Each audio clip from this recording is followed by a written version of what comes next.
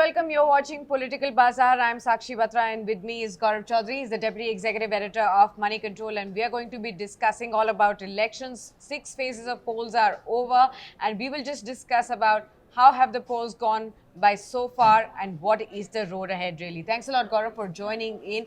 The 6th phase of polls which went by last evening. So as per the official figure, 63.3% is the voter turnout that we saw in entire 7 states.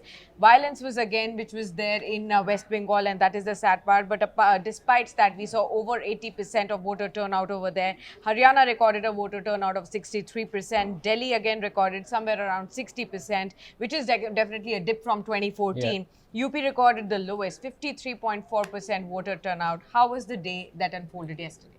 Well, phase 6, clearly the voter turnout has been the least so far in most of the battleground states, particularly in say, if you take Delhi, for instance, one would have expected the voter turnout to be in the mid-60s. Sure. And comparable with 2014, but that was not to be. One could be the blazing sun, and the other could be that, people are already out on holidays. Yes. But be that as it may, Delhi has been a disappointment so far as voter turnout in Delhi is concerned. Particularly so because Delhi has just about been only slightly ahead of Mumbai, and on previous occasions Delhi has been far ahead of Mumbai, and Mumbai has had the dubious distinction of particularly South Mumbai, where voter turnout has been less than 50%. Sure. And Delhi has always been considered to be a politically more aware region, and that is why people, even in normal discussions, politics dominates discussions as opposed to many other urban centers where various other things like technology in Bengaluru or financial aspects in Mumbai dominate normal conversations. But be that as it may, Delhi has been a bit of a disappointment, the turnout. Delhi also, please remember, the way Delhi votes, and we have seen this in several elections over the last 20 years or so, that the way Delhi votes, the party that Delhi chooses actually eventually goes on to form the government at the center. And we have seen this in 2014, in 2009, in 2004, and previously as well. Clearly, that is why all eyes were on Delhi, although there were only 7 seats up for grabs. Yes. And this was a three-cornered contest, and a proper three-cornered contest where the Congress, almost stitched an alliance, but that alliance was not to be. Yeah. So the Aam Aadmi Party, the Congress, and the BJP work, and it was a fiercely contested fight for these 7 seats. So it remains to be seen which way Delhi votes. If the Delhi votes for one particular party, then, in going by historical trends, that particular party configuration may go on to form the government at the center. Absolutely.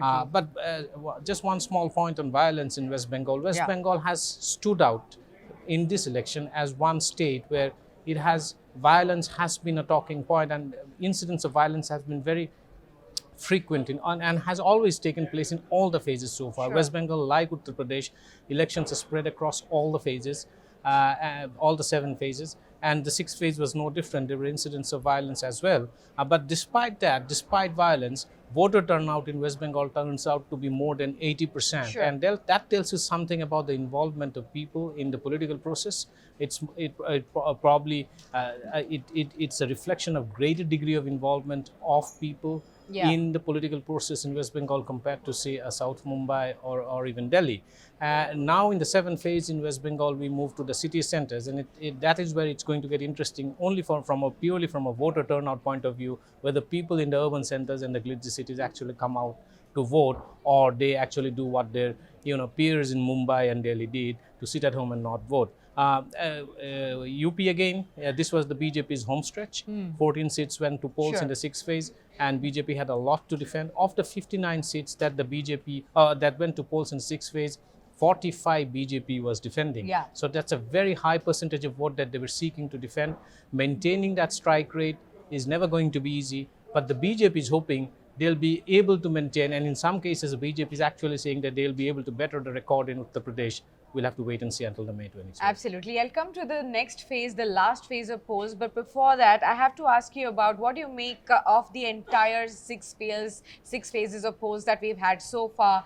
We've had counter allegations, attacks, Yes. verbal attacks Yes. as well, high octane campaigning. But there were allegations of EVM hacking. There were allegations of smeared, posters being spread. So lots of going on, in the last six phases. So what do you really make of these phases? So there has been no common thread, and that has stood out in this election compared to 2014. Say, for instance, 2014, the BJP was a challenger, and they came out with a campaign of Achhe Din or the promise Sure. to usher in good days, whereas the Congress were actually seeking a re-election based on what they had achieved over the last 10 years of Yeah. UPA government between 2004 and 14. Yeah. Unlike 2014, the Congress, which is a challenger this time, has not been able to mobilize, at least purely from a communication point of view, the same kind of noise that the BJP did in 2014 when the roles were reversed.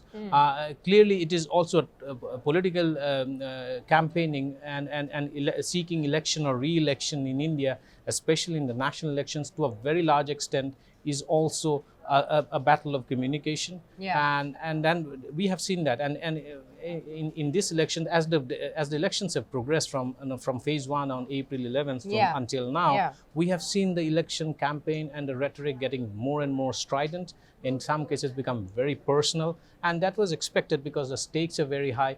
BJP believes that and BJP has gone to the voters saying that they need to. That the party needs to get re-elected on certain things because there are many unfinished agendas that Sure. they need to fulfill. Sure. But the Congress and the opposition has gone to the voters saying that the BJP is practicing divisive politics and government and governance, and that is why they do not deserve to be re-elected. And while these two broad set of narratives are being built around, and also the issue of national security has Yes, stood out particularly, absolutely. but as it does these elections in the aftermath of the Pulwama and the Balakot strikes, Pulwama terror strikes, and the subsequent Balakot Indian Air Force strikes in Balakot, deep inside Pakistan, it was national security was bound to become an issue. The Sure. BJP has clearly made it an issue, and as we have moved to the later phases, we have seen that the issues have actually changed. Say, for instance, as we move into the seventh phase where Punjab is going to poll, Yeah. 1984 riots have come back as an electoral issue, anti-Sikh riots, and that is and the Congress has not helped its cause because some of its leaders have gone ahead and made some remarks which clearly was Yeah. out of place and should not have been Yeah. made. And the BJP has leapt up to it and leapt it up and gone to town saying that this is what the Congress is trying to, and they are ridiculing the Sikh community. So clearly, as we have moved from one phase to another, because these are different regions that the elections are being held, Yeah. the electoral issues have also have had a slight, subtle local tinge Sure, to it. So sure. there was no, in UP, 1984 riots are not being talked about.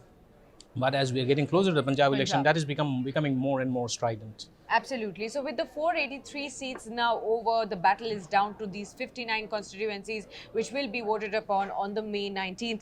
And, the seventh phase of polls, we will also see UP, Bihar again, then West Bengal, Punjab, like you said, Rajasthan, Himachal Pradesh, Madhya Pradesh, and Chandigarh also going to polls on May 19th. So apart from Punjab, which are the other states that you're looking at, and how will the narrative go from So here?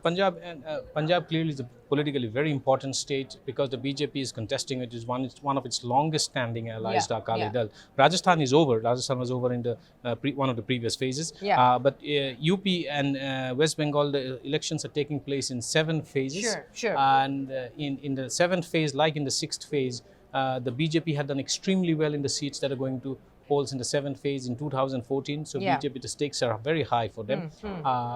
But this time they're up against the Samajwadi Party in the BSP Gathbandhan. Oh, yes, yes. But also BJP is contesting in the election when they are actually in power in the state. So there is a BJP government led by Yogi Adityanath that is ruling the state in Uttar Pradesh, and that is a big difference.